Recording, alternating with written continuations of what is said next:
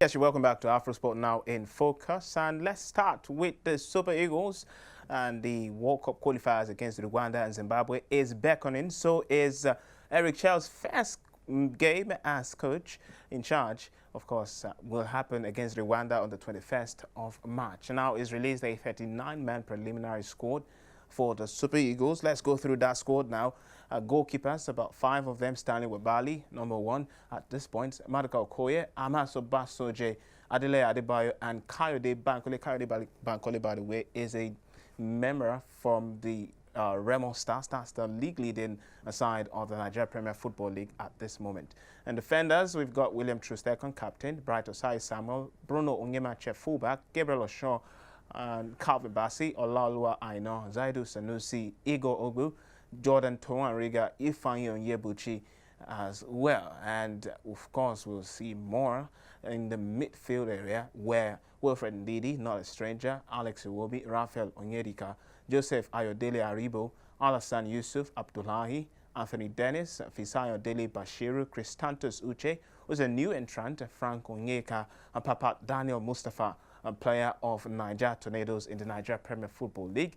And forwards, we'll see Samuel Chukwueze, Nathan Taylor, Victor Osimhen, Cyril Dezas, Adima Lukman, Tolu Arokodare, league-leading top scorer in the Belgian Pro League, and Chidera Juke, Sevilla forward, his teammate in Spain, also Kelechi Iheanacho, is part of the squad as well. Victor Boniface, Obali Vikusin, Paul Onuachu, Simon Moses, Ahmed Musa, Sadiq Amaru, and Jerome Ako Adams, who is a new entrant into the Super Eagles as well. Well then, of course, to review this and, of course, more talk on the show, we'll bring in on Coach Adeyemi Adedeji of Whittaker FC, all the way from Switzerland. Great to have you, Coach, as always. How are you? Yes, Coach, great to have you as always. Welcome onto the show. Thank you. Yes, of course, 39-man squad list, the first of its kind under Eric Chelle as coach of the Super Eagles. What are your initial thoughts? Yeah, for me, bringing Chelle as the Nigerian Super Eagles coach for me is a very good thing. I'm happy because I was one of those people who stood by him, who recommended him when I saw the list of coaches that they needed. I stood by him. I said, it's a coach that can bring a totally different dynamic to the Nigerian national team. And God be the glory. I think it's a little bit too late when they bring him, because I spoke about him in April last year. Yes, almost a year now. But now they brought him now as a Super Eagles coach. I think it is a very good development. I just hope that everything will work for its own good. Now, coming to the list, one thing I have to let all Nigeria patriotic fans to know, the Super Eagles fans worldwide, the journalists, the sport lovers, also the shareholders and the ex-footballers, coaches, to know is this. In FIFA rule, you are allowed to have 50-man list a month before any international match. You can have 50-man list, and from there you can reduce this to 23. So the question is that 39 match per professional list so much? No. South Africa has 41. Is he a perfect list? There's no perfect list anywhere. Some players may not be good to be in that team at the moment, but in every list, in every country, you must see someone that is going to complain, even if the list is perfect. Even I want you to understand that, and can you satisfy everyone when you bring out your list? You cannot do that. His coach is Eric Chelle going to give every player playing time in that list? No, he's going to reduce his list. It's still to 23 man list, and which is going to be the best player that is going to use to carry out the match against Rwanda and Zimbabwe. For me right now, I think I just want every one of us to understand that it's normal for a coach to list 50 players or 40 players or 35 players or 45 players, so that he can have a lot of we say in Dutch, mogelijkheid. Mogelijkheid means possibility to look into a player that fits into his system. Because don't forget, this coach is a new coach. You just have to give him time to do what you want to do, because you don't know the players. You have not trained with them before. You only see them in TV. And some of them that are in the list right now, I am 100% sure that you have not even met them one-on-one. So this is an advantage for him now to take a good look at them, to investigate the way they go, the way they play, go closer to them, watch the way they play if they can be able to suit to his playing philosophy. Okay, let's take a look at some of the new entrants because there are some interesting selections. We have the likes of Ako Adams, the Sevilla forward, Belgium Pro League's top scorer at this moment, Tolu Arokodare. Those are interesting additions to an already fantastic attack, if you like. And then there's also Cristantos Uche, the Getafe player who, of course, has been making the headlines for the last couple of weeks.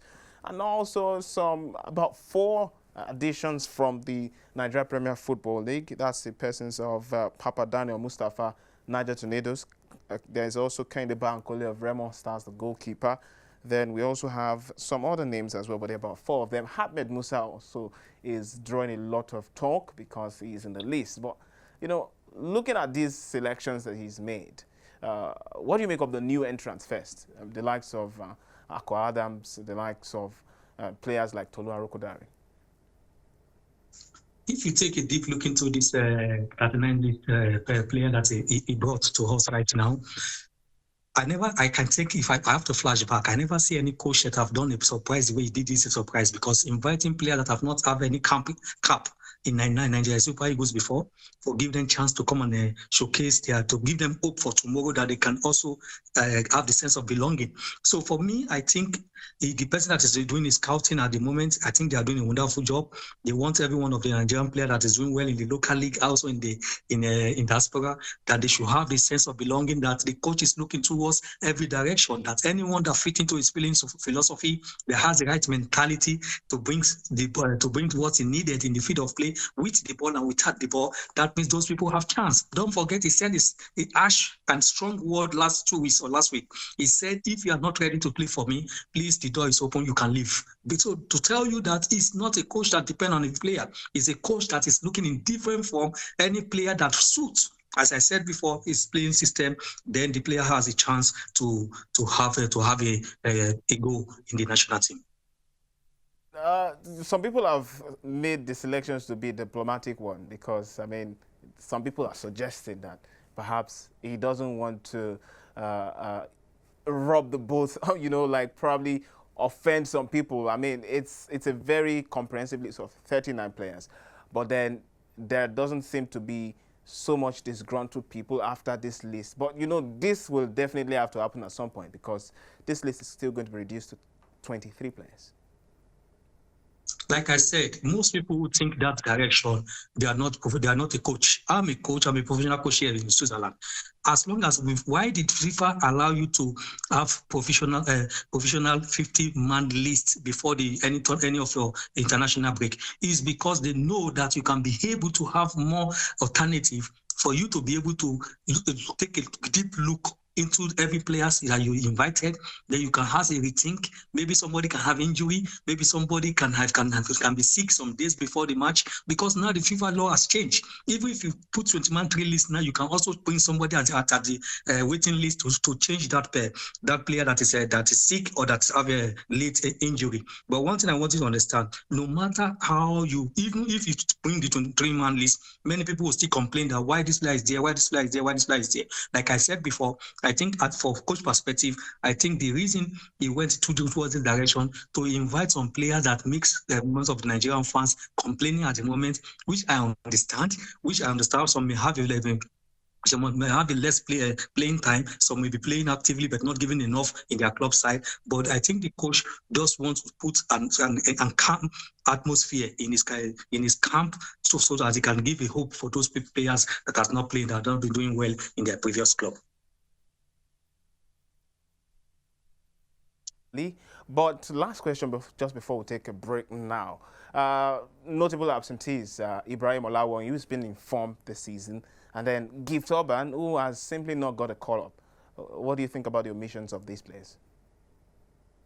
To be honest with you, like I said before, I think the coach especially and the scouting department of the coach, I think they are in the position to give a better good answer to what Wycliffe of Alban and other players that are doing well has not been involved in this list. But one thing I want you to understand again is that no matter how the coach brings a list, not everybody will be satisfied with the type of player he invites. Not everybody can be invited, but those that are invited right now, they can count themselves lucky. And let's see the next invitation, which is going to do if by God grace, we will succeed these 2 matches.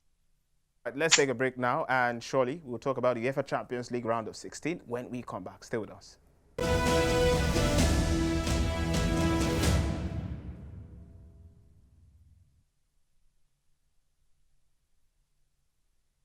Sport has the power to change the world. It has the power to inspire. It has the power to unite people. It speaks to youth in a language they understand. It laughs in the face of all types of discrimination. Sport can create hope where once there was only despair.